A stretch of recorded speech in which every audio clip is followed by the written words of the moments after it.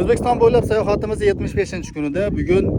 Imom Buxoriy tug'ilib o'sgan yurt Poykent shahriga yetib keldik. Imom Buxoriy aynan mana shu joyda, mana shu uyda tug'ilgan degan 100% fakt, lekin o'rganishlar shuni ko'rsatadiki, Imom Buxoriy aynan mana shu joyda yashab o'tgan, mana shu joyda tug'ilgan hamda ilm olish uchun bu yerdan ko'chib ketib, qarigan chog'ida qaytib kelganda ham aynan mana shu joyga kelganligi haqida o'rganishlar bor va o'sha paytlarda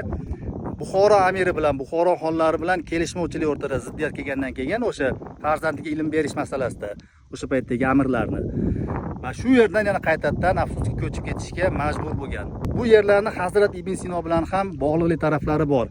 Mana shu ulkan shaharda ilm olganligi haqida o'rganishlar bor ekan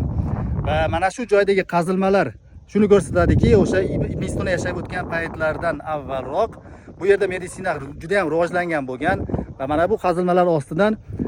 aptekalar, hozirgi zamon tilida